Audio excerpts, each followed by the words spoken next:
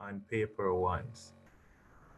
And so this question has, in the real number system, the inverse of addition is represented by. Now, in order to find what the inverse addition is represented by, we must pretty much remember what number, when you add to x, give you back the identity, or gives you back the addition identity. Addition identity is 0. And so which number we add to get back 0? And so the only number to add to x to get back 0 is minus x. This is known as addition identity.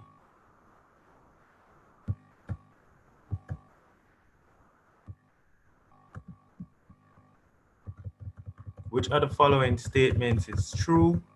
And so to find the sum from r equal 1 to n of r squared, that cannot be equal to 2 times the sum from 1 to n of r. Now summing from r equal 1 to n of r squared is not going to be equal to summing from 1 to n of r and then squaring it. The only one that is true is summing from r equal 1 to n of r squared and summing from 0 to n of r squared. Because if we put in the first term 1, we get 1 plus 2 square mean, and we get 1 plus 4 plus 9 plus 16. And it goes on. When you plug in 0, you're going to get 0 plus 1 plus 4 plus 9 plus 16. And so you get the exact same values when you sum from 1 to n or you sum from 0 to n. Because 0 really doesn't give any value in this case.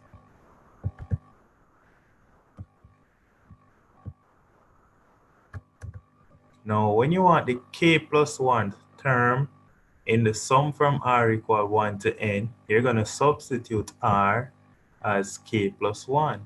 So substituting r as k plus 1, we get k plus 1 times, this becomes k plus 1 minus 1, which is k times k plus 1.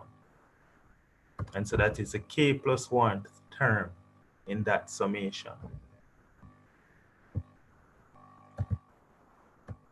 Right here, we're then given that the basic wage WB and the overtime wage WO of an attendant never differ by $100.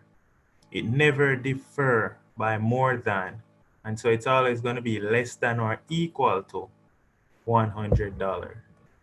And so that is A.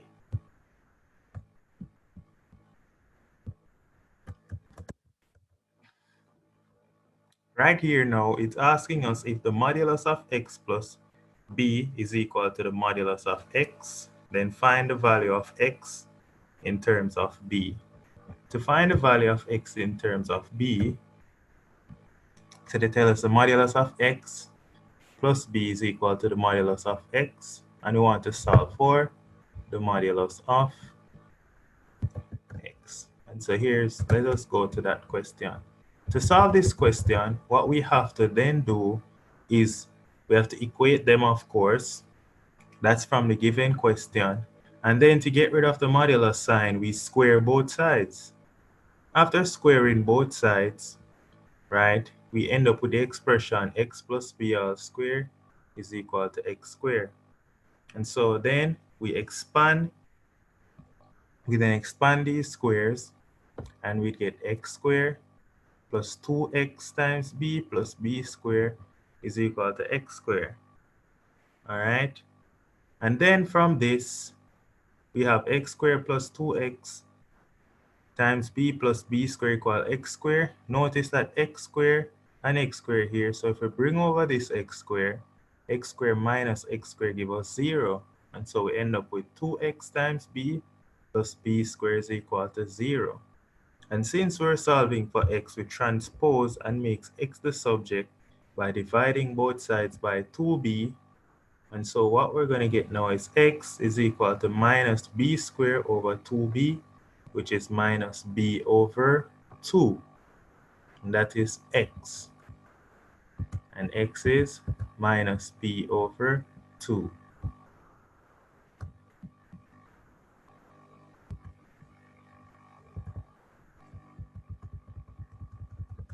Now this question went further to say when the polynomial p of x is equal to 2x cubed plus x squared minus 13x plus 6 and it's divided by x minus 1.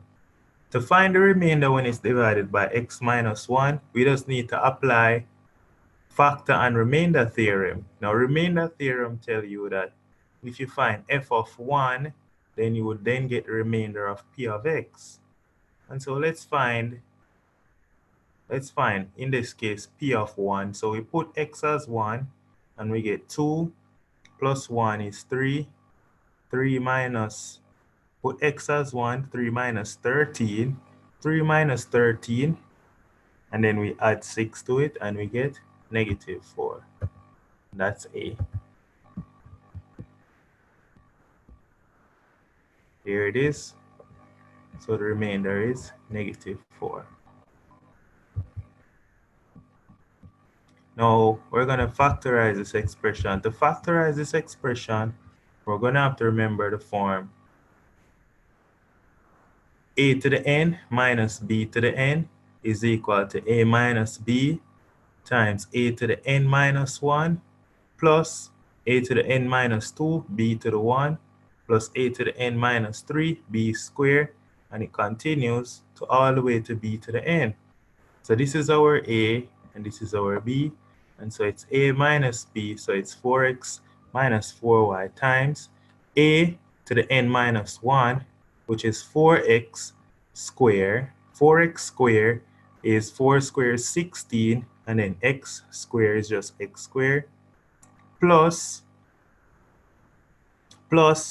a to the n minus 2 times b. So it's going to be a to the n minus 2, which is 4x times 4y all squared, which is then 16xy plus b squared. So that's D. Here's the work solution. 4x minus 4y times 4x squared plus 4x times 4y plus 4y squared. And so this is the final solution.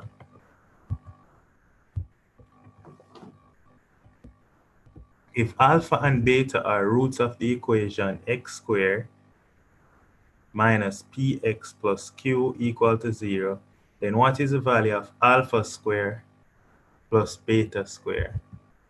And so we're given the roots, right? And first of all, we need to write down what is alpha squared plus beta squared. Now, first of all, alpha plus beta all squared is alpha squared plus beta squared plus 2 alpha beta. And so transposing to make alpha squared plus beta squared the subject, we get alpha squared plus beta squared is equal to alpha plus beta all squared minus 2 alpha beta.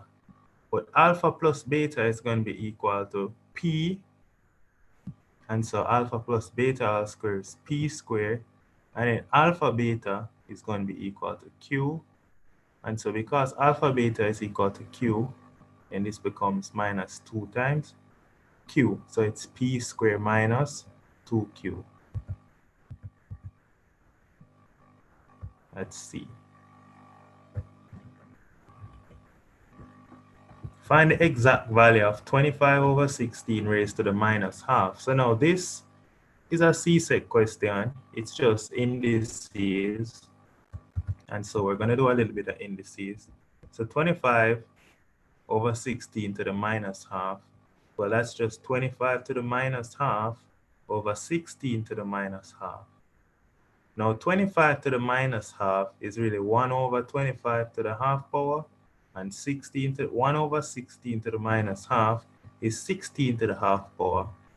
Now 25 to the half power is 5, and so this becomes 1 over 5 times, this dot represents times, 16 to the half power is just 4, and so we get 1 over 5 times 4, which is 4 over 5. 4 over 5.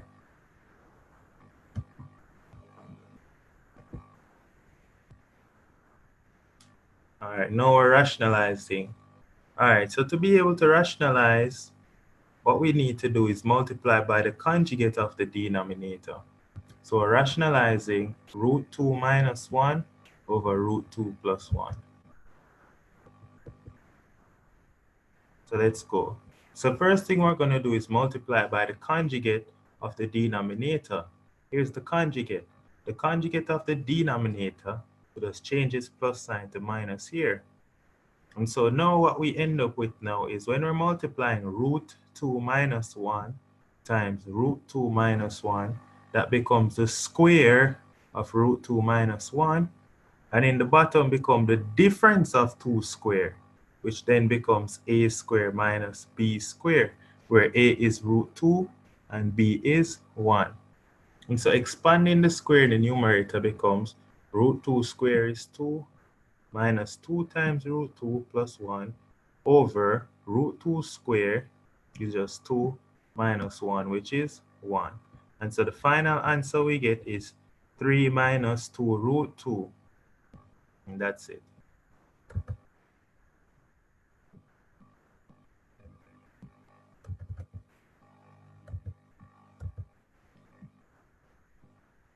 Three root 2.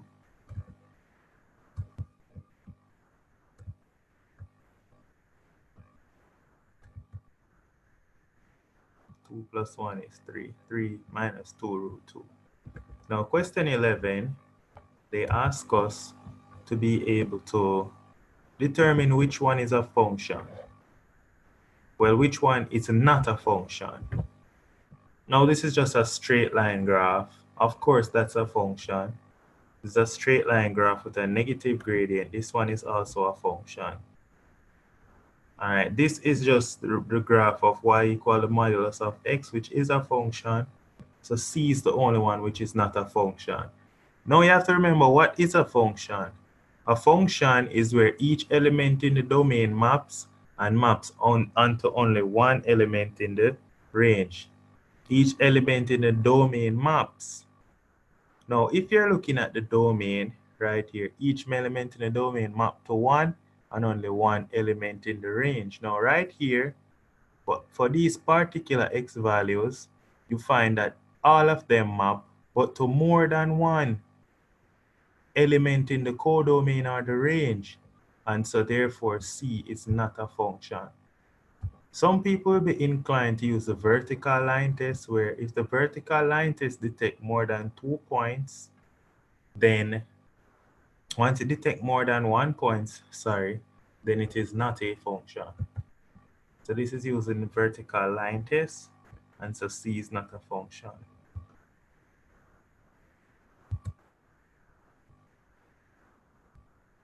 All right, so we have this expression and they're asking us to complete the square. So to complete the square, what we're going to have to do is to write it in its standard form, which is then 3x squared minus 4x plus 2. All right, and then we can factor out 3 and we get x squared minus 4 over 3x plus 2. We then proceed further by factorizing inside this bracket. So we halve this term and then put the square, then subtract but the square of this term, and then we add it to 2. Then expanding out the bracket, what we then get is 3 times x minus 2 over 3 all squared plus 2 over 3.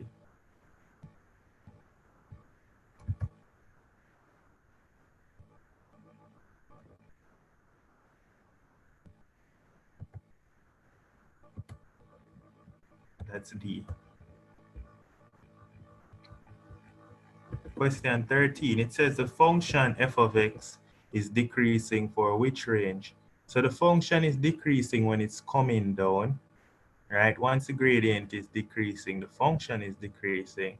And so the function is decreasing for all the values when x is less than 3. So for all over here, it is decreasing. It's decreasing when x is less than 3.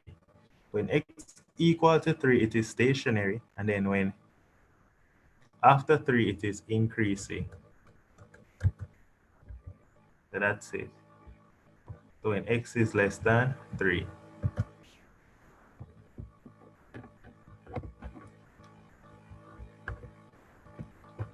the general quadratic equation with roots alpha and beta, it can be written as x squared minus alpha plus beta times x minus alpha beta equal to 0.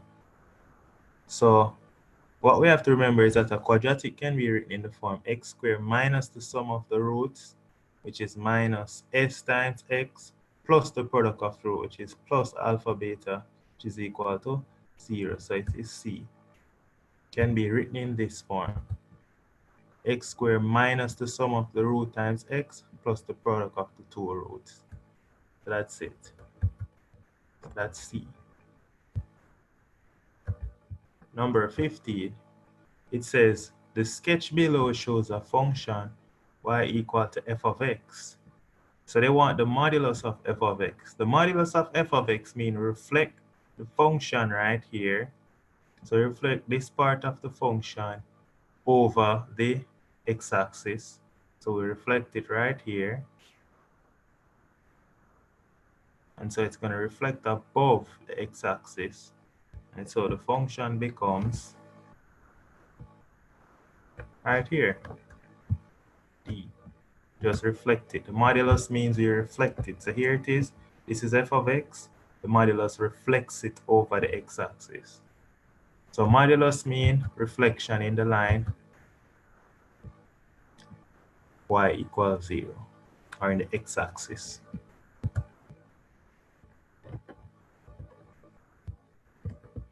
Now they give us two vectors, a and b, and they said that they are parallel. Now if two vectors are parallel, then we know something about them.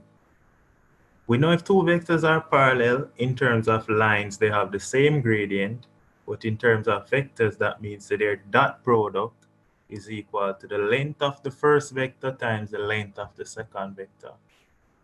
That's what it means. And so if they are parallel, then a dot b is equal to the modulus of a times the modulus of b. Now the length of a is going to be 5 squared plus 1 squared, and the length of b is going to be lambda squared plus 5 squared. The dot product of a dot b we're getting is 5 lambda plus 5. So all we need to do is solve for lambda. All right, so solving for lambda, we're going to get lambda equal 25. How did I get this 25? Having gotten this equation, you can then use trial and error. So you can put in values from these for lambda and see which one of them makes this equation true. The only value for lambda that will make it true is 25. All right, so right here now, question 17 and 18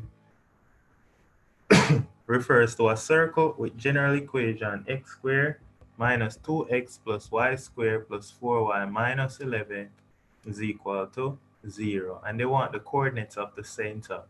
Generally, the shortcut method is they tell you to divide through the x and the y term by negative 2.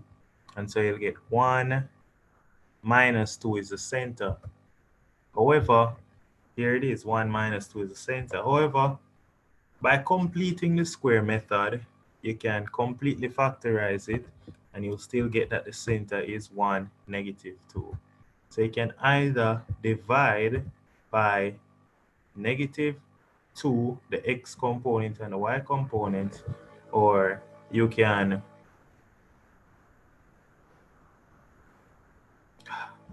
just complete the square. All right, to find the radius, they typically tell you all you need to do is substitute in the center into the original equation, all right?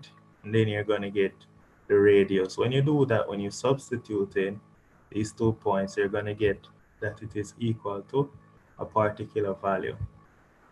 Well, once you complete the square and put it in this form, you'll already see that the radius is 4. And so that's why I prefer to use the factorization method. We'll get the radius to be 4.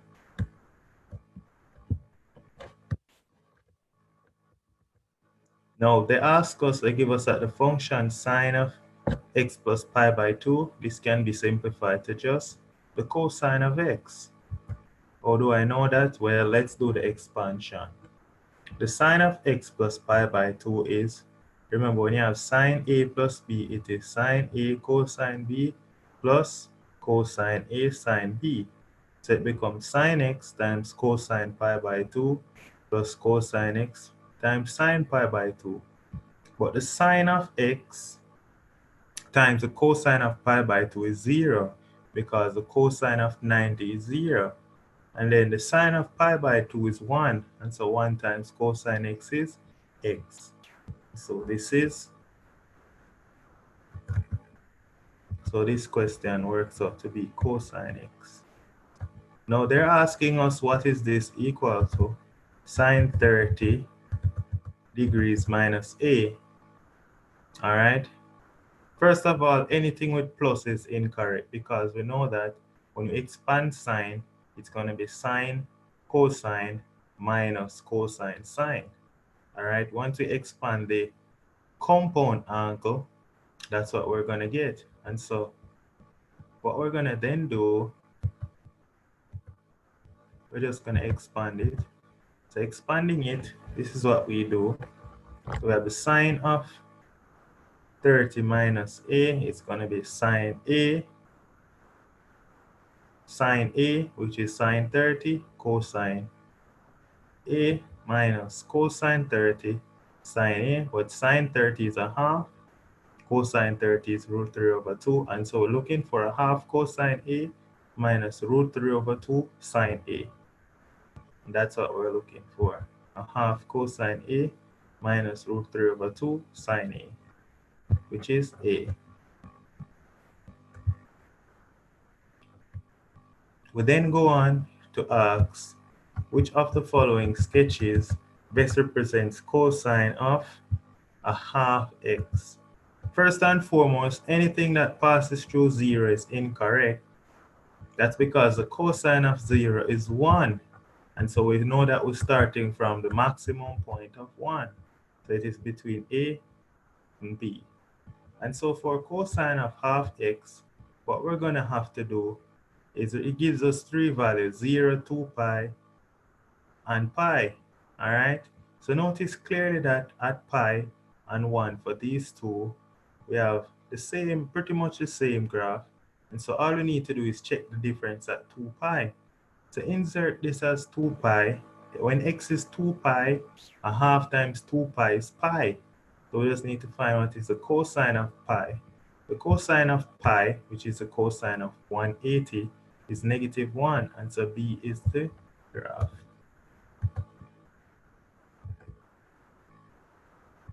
Here it is, b. This is the graph. Because the graph stops right here.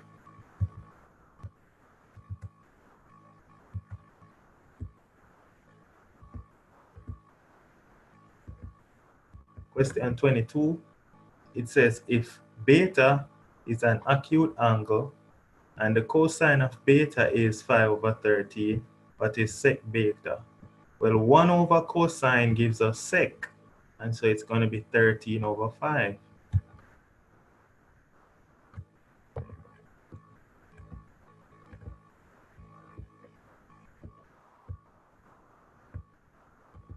Question 23, it asks which of the following equations best represents the graph above.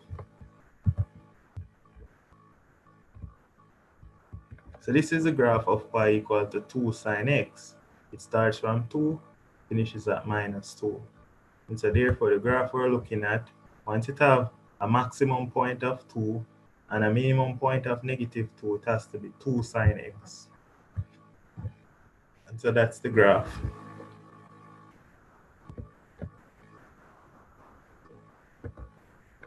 Question 24. They ask us which of these is this equivalent to. As long as you see the sine first and the cosine second, then more than likely it is the sum of two sines. But let's work it out. So now using the formula, the sine of p plus q, sine p plus cosine q, it is 2 sine p plus q over 2 times cosine p minus q over 2. And so if we were to replace p with a plus b, And Q with A minus B, you get 2 sine A cosine B. Now where these A represents theta and alpha, and so that's your answer. It is a sum of two sines. And the one with the sum of two sines is A.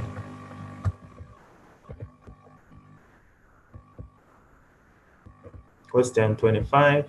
It says now, if 2 cosine theta plus 9 sine theta is equal to R, then the maximum value of the expression is, going to be R. And so we're seeking to find R, and R is just equal to 2 squared plus 9 squared square rooted, which is the root of 85, because that's 81 plus 4, and we square root 81 plus 4 to get the square root of 85. And so this is going to be the maximum value of the expression.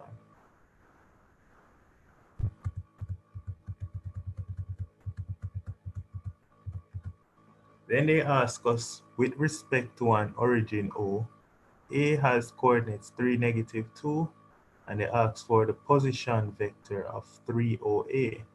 The position vector of 3OA, we're just going to multiply this by 3, and so we're going to get 9. 3 times 3 is 9. 3 times -2 is -6.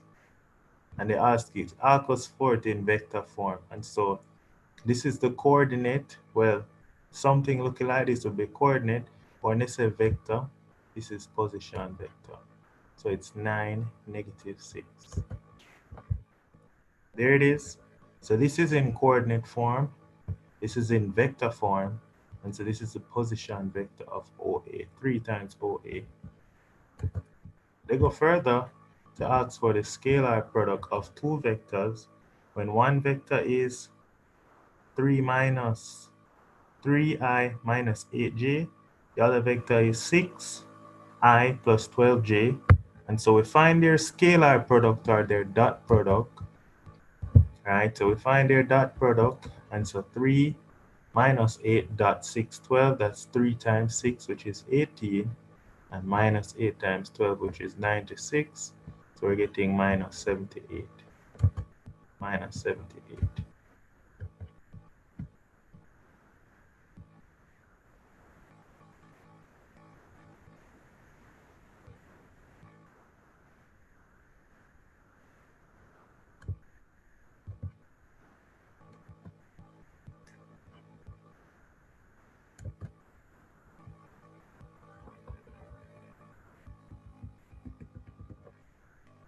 Then we want the vectors y and z are perpendicular when m.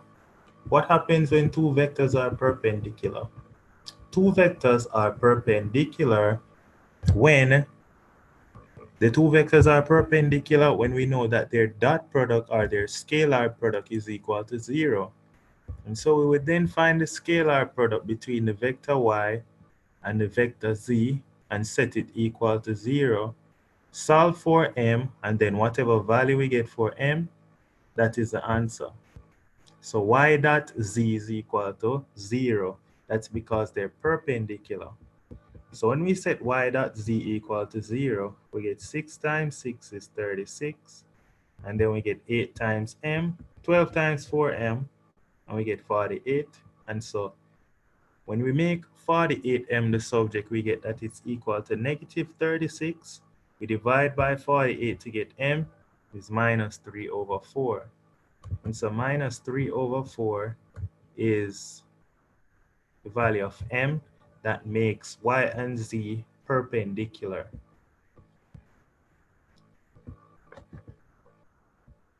All right, now they tell us that the line passing through the center of the circle and is parallel to the x-axis. So if a line is parallel to the x-axis, I like to draw a circle so persons can see. So this is the equation of the circle they give us, right? And they tell us there's a line that passes through the center of the circle and is parallel to the x-axis. All right, if it's parallel to the x-axis, this is the x-axis, and so the only line that it can be is y is equal to -2. So that's your answer. Y is equal to -2. They told us that it was parallel to the x-axis, and the gradient of a horizontal line such as the x-axis is 0. Now they tell us that the curve with parametric representation, x is equal to 2t and y is equal to t squared. And so the curve with parametric representation, x equal to 2t and y equal to t squared as Cartesian equation. So this is what we need to find, all right? So to do this, we make t the subject from this one, and we get t is equal to x over 2. And so y is going to be equal to t squared, but t is x over 2. And so we substitute x over 2 here to get x squared over 2 squared, which is 4. So x squared over 4 is y. And so we cross multiply and we get 4y is equal to x squared. That's d. Just to get an idea to see what we did,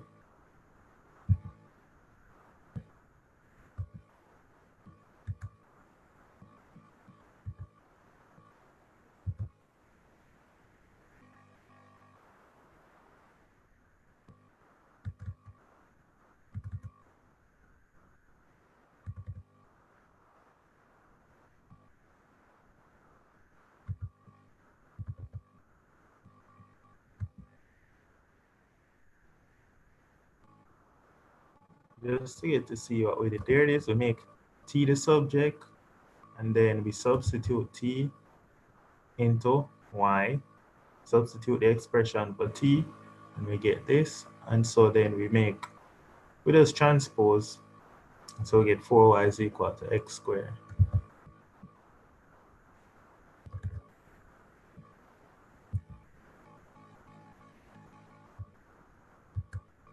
All right. So we go further now, and they give us the graph. They said 31 refers to the graph y squared is equal to x.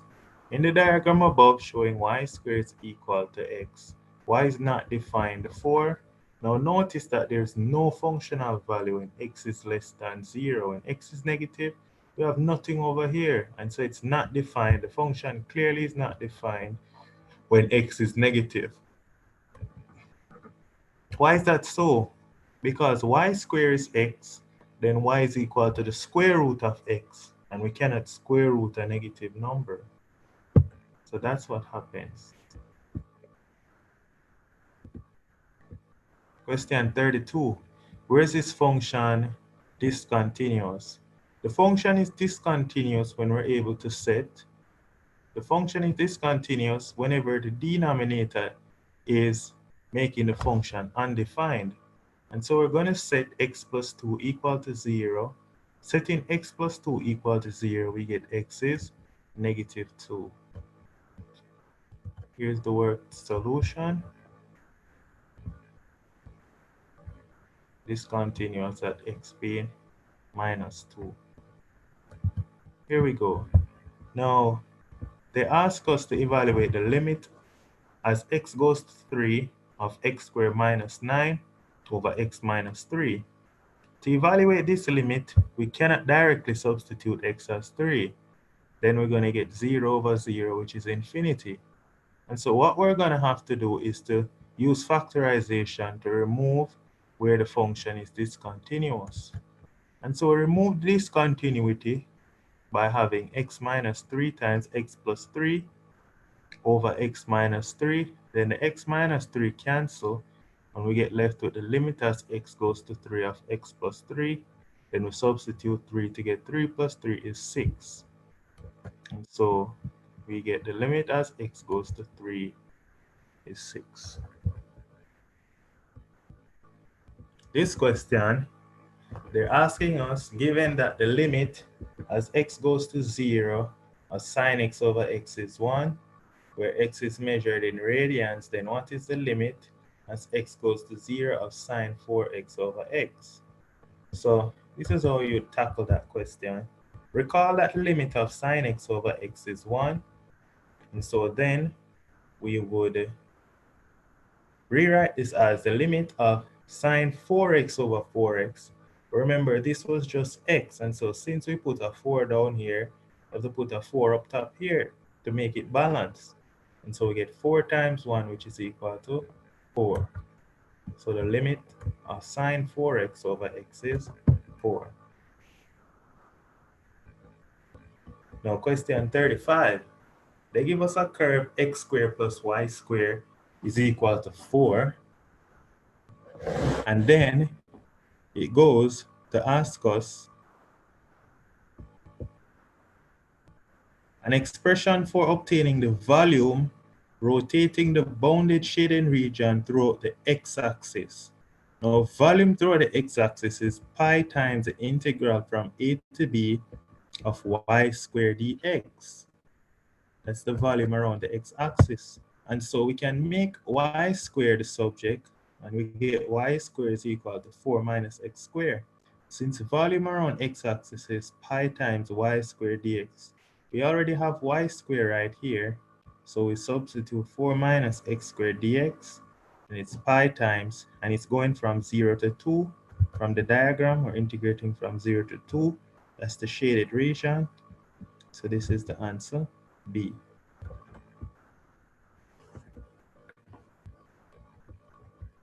Question 36. And it gives us a function f of x, which is equal to 2x plus 1 all cubed. Then it asks us for f prime of 2.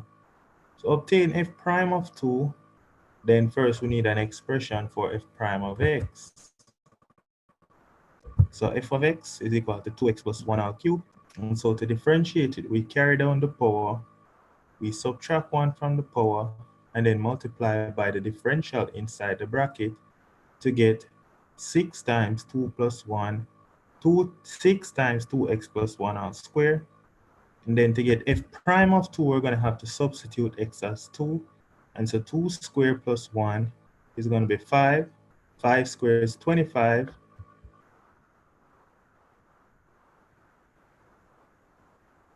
And so it's 25 times 6. 25 times 6 is 150. So that's f prime of 2. Question 37 is coming up now. And they ask us to find the first derivative of minus 1 over x squared minus 1. To do this, we're going to have to use either quotient rule or product rule. So let's use quotient rule. To use quotient rule, we start with, so what we're going to have to do is call minus 1 u and x squared minus 1 v. That's what we pretty much did. And so using quotient rule, we get v du, v is x squared minus 1, du is 0, minus u, which is minus 1, dv, which is 2x over x squared minus 1. The numerator simplifies to just be 2x, and so it's 2x over x squared minus 1 all squared.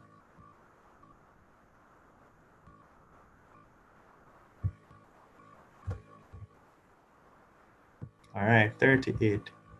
It has dy by dx is cosine of x.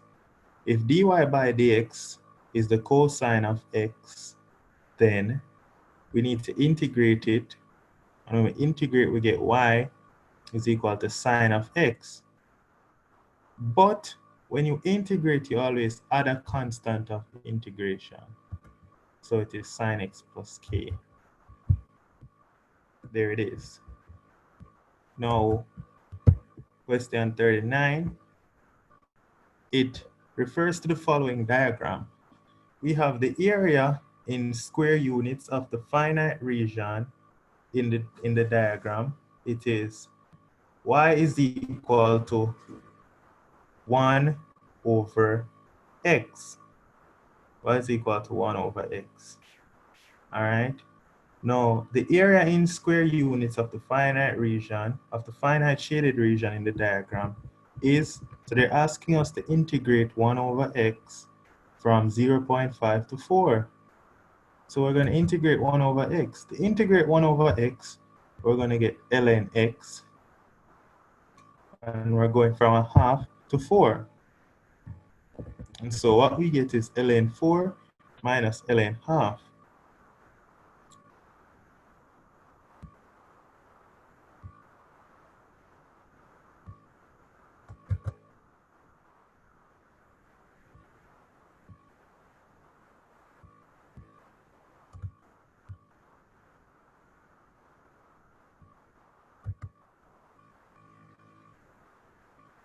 We get ln 4 minus ln half.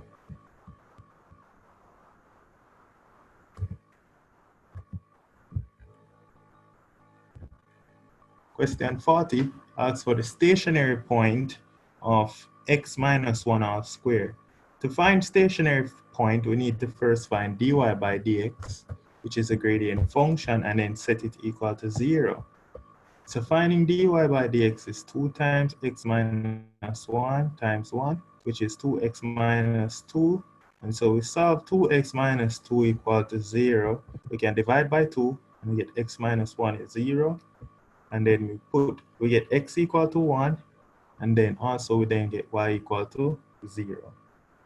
And so solving it, we get that the stationary point is 1, 0.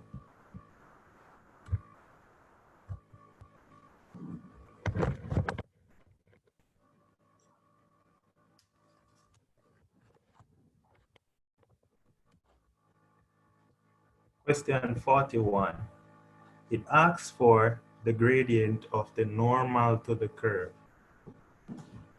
To find the gradient of the normal to the curve, we first need to find the gradient of the tangent to the curve. And so if y is equal to ln x, then dy by dx is 1 over x.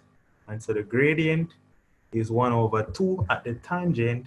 And so the gradient of the normal is minus 2.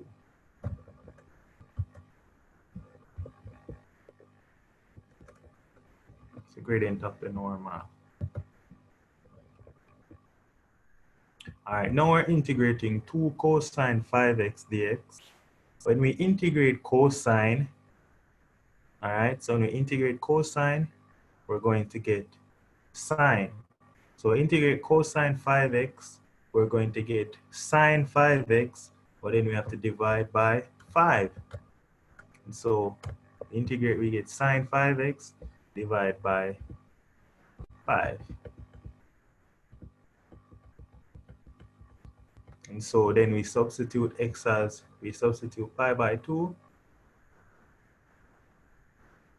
And so what we get is 2/5.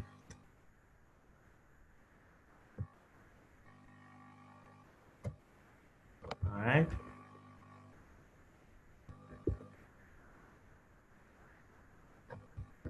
Question 43. It says, given dy by dx is 2x, then sketch which one of the graph can represent the function.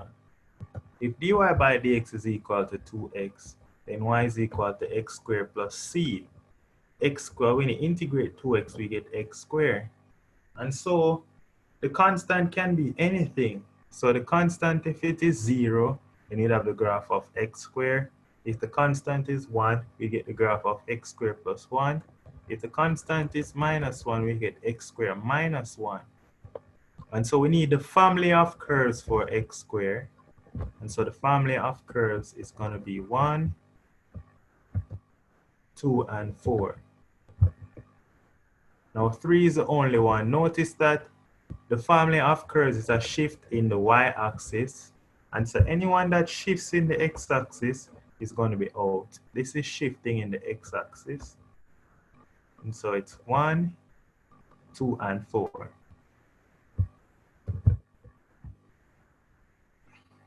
Question 44. It says, a curve is defined by the equation minus 5 times 2x minus 1 all squared. And given that x increases at a rate of 1 unit per second, when x is 1, what is the corresponding rate of change of y? To find the corresponding rate of change of y, right, they give us time, rate of change of x, in terms of time. And so what we're going to have to do is we're going to have to find dy by dt, which is the rate of change of y with respect to time. But we're going to have to use chain rule. And so to apply chain rule, we have y is minus 5 times 2x minus 1 all squared. And it told us that the rate of change of x is 1. And so dy by dt is dy by dx times dx dt. Now dy by dx, well, if this is y, then dy by dx is minus 10 times 2x minus 1 times 2. And so dy by dt is going to be dy by dx times dx dt, which is 1. And so we end up just get minus 20 times 2x minus 1. But then they told us that x was 1 at the time. Here it is. They told us when x is 1. And so we substitute x as 1. We get 2 minus 1 is 1. 1 times negative 20 is negative 20. And so dy by dt is negative 20. And so that's the rate of change for y when x is 1. Finally, they're asking us from the diagram, which of the above statements are true? Now from this question, we can conclude that at the point 2k, it's a turning point. And so f of 2 is equal to k. We can conclude f of 2 is equal to k. We can conclude that f prime of 2 is equal to 0. Now f of 1 is greater than k, clearly. F of 1 is greater than k. And f prime of 1. Now right here, it is decreasing. And so f prime of 1 is going to be less than 0. And so 1 is true.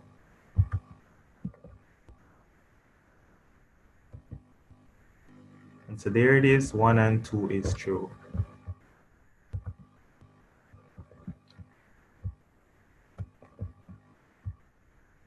That wraps up 2008. All right. So just to slowly go through, these are the solutions that we found for 2008.